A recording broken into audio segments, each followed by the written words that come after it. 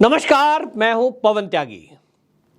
RBI ने देश के अंदर चल रहा 2000 का नोट बंद करने का निर्णय लिया है।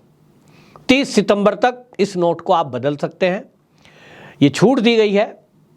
लेकिन इस नोट बंदी के निर्णय से पूरे देश के विपक्षी पार्टियों के नेता बौखलाए हुए हैं। आप देखें कि देश के ना तो किसी उद्योगपति का बयान आया है, आम पब्लिक को तो कोई फर्क ही नहीं पड़ रहा है, क्योंकि आम पब्लिक के पास तो 2000 का नोट है ही नहीं। क्योंकि पिछले एक साल से ना तो ये एटीएम से निकल रहे हैं, ना बैंक में दिए जा रहे हैं। तो आम पब्लिक के पास तो 2000 के नोट हैं नहीं।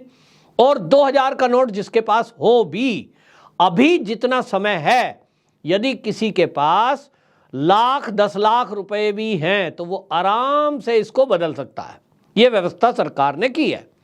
एक बार में आप अपने ही नाम से 10 नोट यानी 20,000 जमा कर सकते हैं। फैमिली के 4 मेंबर हैं, आपका खाता 2 मेंबरों का है तो 40,000 हो गए। आपके पास 2, 4, 5 लाख रुपए होंगे तो आप आराम से इस ड्यूरेशन में उसको जमा करा सकते हैं। लेकिन ये जो नेता हैं, सवाल ये है कि ये राजनीतिक दल के नेता, खासतौर पे कांग्रेस और आम आदमी पार्टी, ममता बनर्जी, ये जितने लोग बौखला रहे हैं, इसके पीछे का कारण क्या है? ये कारण अब पता लग रहा है।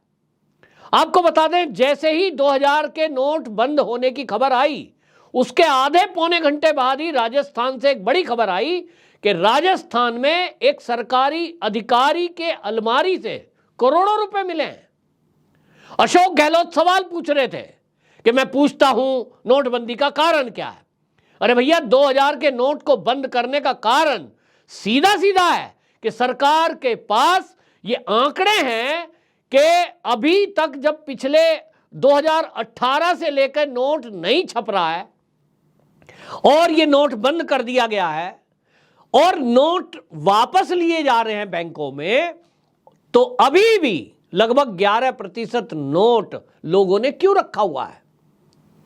घर में रखने की नोट की एक कैश की लिमिट तय कर दी सरकार ने, तो इसका मतलब यह है कि बहुत सारे लोग उस लिमिट को क्रॉस कर रहे हैं। बहुत सारे लोग कैश में ट्रांजैक्शन कर रहे हैं। उन लोगों ने नोट रखा हुआ है कि वो कैश ही ले रहे हैं, कैश ही दे रहे हैं और 2000 का नोट दे रहे हैं। बैंक में आ ही नहीं रहा, क्योंकि बैंक में जाता तो पकड़ा जाता। और इसीलिए सरकार के पास जब आरबीआई से ये आंकड़े इकट्ठे हुए कि 181 करोड़ 2-2 हजार के नोट अभी भी कुछ लोगों ने जमा करा रखे हैं। अब वो किसने जमा करा रखे हैं? सीधे सीधे भ्रष्टाचारियों ने, ड्रग माफियाओं ने, आतंकवादियों ने। और सबसे बड़ा नोटों का जखीरा यदि किसी ने जमा किया है तो ये अनुमानित आंकड़े हैं कि वो राजनीतिक दल के नेताओं ने जमा कर रखा है, जिनको 2024 में लोकसभा चुनाव लड़ना है। अब उन्होंने नोटों का जखीरा कर रखा है, लेकिन राजस्थान से उसका नमूना भर मिला है कि भ्रष्टाचार कैसे होता है। आपको बता दूं, वहां सरकारी अलमारी में जयपुर का जो सचिवालय है उसके पास ही योजना भवन है और वहां डीओआईटी का ऑफिस है।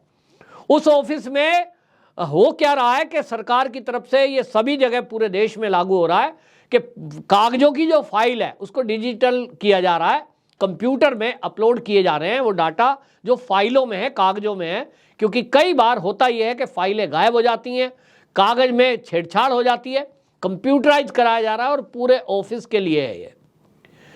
तो अब राजस्थान में भी ये हो रहा है, डीओआईटी के ऑफिस में भी हो रहा था, लेकिन वहां एक अलमारी ऐसी थी जिसपे ताला लगा हुआ है और कोई बताने को तैयार नहीं था कि ये अलमारी किसकी है। तो उच्च अधिकारियों ने उस अलमारी का ताला तोड़ने का निर्णय लिया, तो पुलिस को बुलाया और उच्च अधिकारी आकर खड़े हुए कि भैया मामला फाइल से जुड़ा हुआ है, कोई कह देगा मेरी फाइल जरूरी थी, उससे छेड़छाड़ हो गई। तो वीडियोग्राफी भी कराई जा रही थी। और जब ये ताला तोड़ा गया तो अधिकारियों की आश्चर्य से आंख फट गई कि उस अलमारी के अंदर कितने नोट मिले हैं, तो 2-2 हजार के 7,298 नोट उसमें रखे थे। 7,298, समझ लीजिए एक गड्डी बनती है तो उसमें 100 नोट होते हैं। 7,000 अगर रखे हैं तो 70 गड्डी हो गई। अब ये 7,998 नोट रखे थे, जिसकी कीमत बैठती है 1,45,96,000। ये रुपया वहां रखा था। इसके अलावा आपको बता दूं कि वहां ये जो मिला है, इसके अलावा वहां सोना मिला जो 1 किलो सोने की सिल्ली है और वो विदेशी है। अब सवाल यह है कि एक सरकारी अधिकारी या कर्मचारी जिसकी वो अलमारी है, जिसकी तनख्वाह 1.5 से 2 लाख है, उसकी अलमारी में ये करोड़ों रुपए किसका? पुलिस ने जांच शुरू की और रात को ही आनंद फानंद में वहां के डीजीपी राजस्थान के और उच्च अधिकारी वो सब मीडिया के सामने आए, क्योंकि मीडिया को उन्होंने ये समझा कि भी मामला सेंसिटिव है, 2000 का नोट तो बंद हो चुका, अब ये किसके पैसे हैं, जांच भी हो सकती है तो फंसेगा। इसलिए अधिकारियों ने उसको प्रेस कॉन्फ्रेंस बुलाई और मीडिया के सामने वो सारा डिटेल दिखाया, देखिए ये नोट मिले हैं और वो किसके हैं।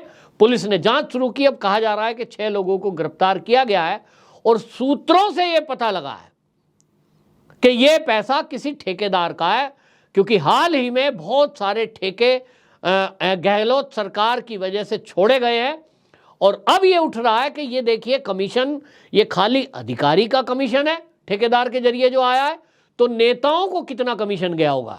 आप सोच सकते हैं कि यदि मान लीजिए ठेका कोई छुटा है, टेंडर कोई छुटा है और छोड़ने वाले अधिकारी के अलमारी से 2.31 करोड़ रुपया मिलता है, 1 किलो सोना अलग, तो ये जो मिल रहा है कमीशन, अगर मान लो कि ये 10%, 5% कमीशन ये किसी ठेकेदार ने अधिकारी को दिया, तो जो ठेका लिया है किसी ठेकेदार ने, उसका जो नेताजी हैं भाई, जो मुख्यमंत्री हैं या जो बाकी और मंत्री है, उनके अंदर में तो बहुत सारे मंत्रालय है, कितना पैसा इकट्ठा हुआ होगा। और इसीलिए ये कहा जा रहा था आरबीआई के माध्यम से कि जी हमने सब बैंकों को निर्देश दे रखा है पिछले 1-1.5 साल से कि वो सारा नोट जो उनके पास आए उसको जमा करें। 2000 का नोट ना तो एटीएम में दिया जाए ना कैश किसी को दिया जाए। तब फिर ये सवाल उठ रहा था कि 181 करोड़ नोट जो हैं वो आखिरकार हैं कहाँ। पूरा डाटा इकट्ठा किया गया। जब इकट्ठा किया गया तो पता लग गया बैंकों में तो है नहीं, तो इसका मतलब पब्लिक के पास है।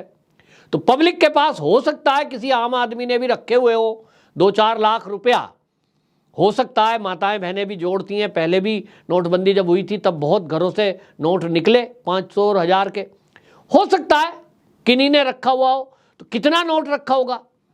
181 करोड़ में अगर ये मान भी लें, चलिए मैं मोटा मोटा इसको 50-50 भी अगर कर दें कि भाई 81 करोड़ नोट ये आम पब्लिक, आम व्यापारी पे होंगे, फिर भी वो जो 100 करोड़ नोट है वो कहां है? तो सरकार के पास ये जानकारी है कि ये जो नोट हैं 181 करोड़ नोट, जिसकी वैल्यू बैठती है 3,62,000 करोड़, ये रुपया ड्रग माफियाओं के पास है।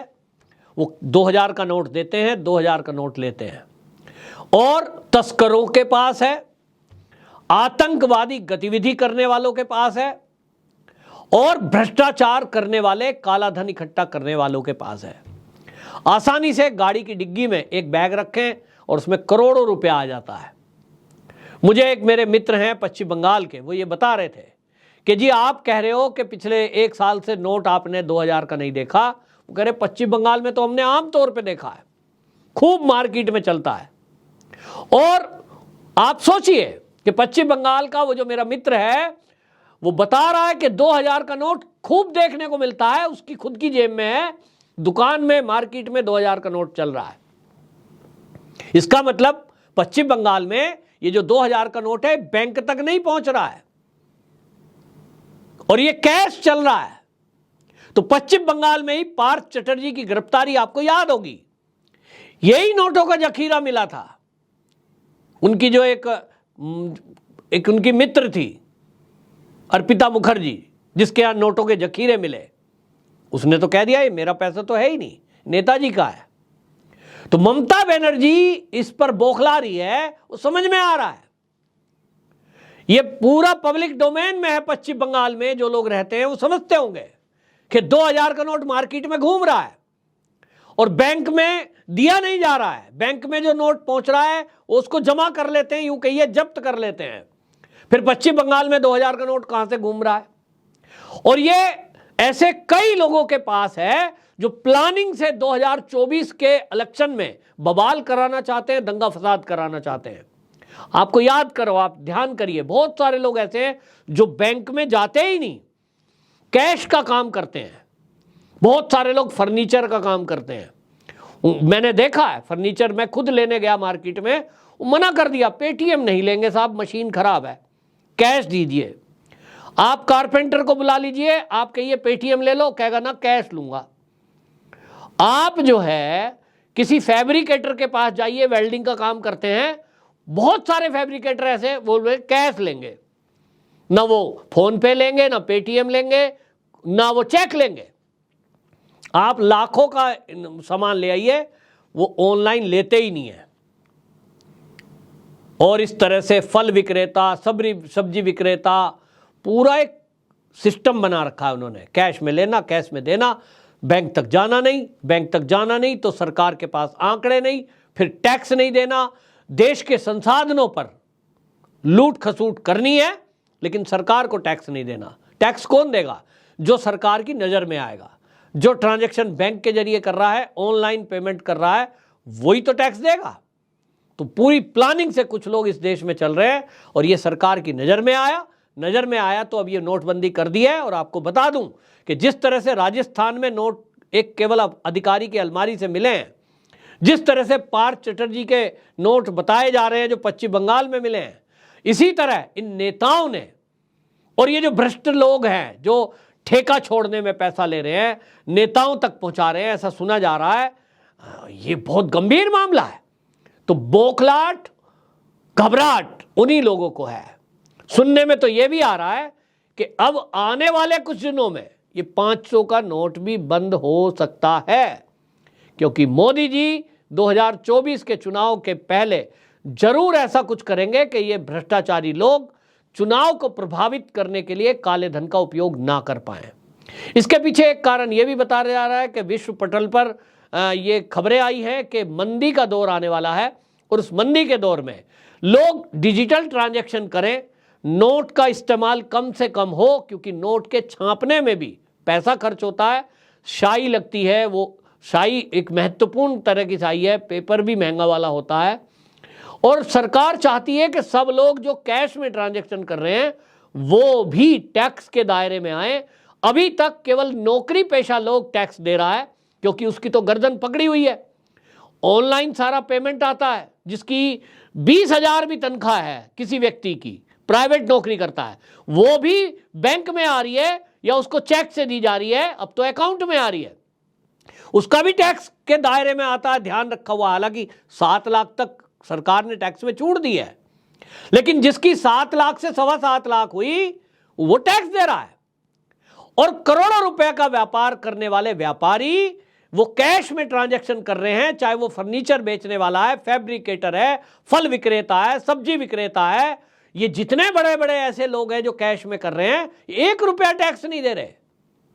इन्हीं को पकड़ने के लिए, शिकंजा कसने के लिए ये नोटबंदी दोबारा की गई है 2000 की, ताकि ये सब एक बार नोट जब बैंक में आएगा तो समझ में आ जाएगा सरकार के कि भैया आपके पास ये पैसे कहां से आए, हिसाब बता दीजिए। हिसाब बताना पड़ेगा वरना जेल जाएंगे। जेल से बचना है, टैक्स देना पड़ेगा। यही गवर्नमेंट चाहती है कि जब देश में, दुनिया में मंदी आने की सूचना मिल रही है तो सरकार के पास उसका नोट बैंक में जमा हो जाए और सब लोग टैक्स के दायरे से जुड़ जाएं, कोई 2 नंबर का काम ना कर सके और टैक्स की चोरी ना कर सके। असली मकसद यह है। तो जो विपक्षी पार्टी के नेता बौखला रहे हैं, इनकी बौखलाहट समझ में आ रही है कि अब इनका नोट तो गया, या ये टैक्स देंगे या तो जेल जाएंगे। आपकी क्या राय है? आपको समझ में आया मैंने जैसे समझाया? तो आप कमेंट बॉक्स में जरूर लिखें। वंदे मातरम।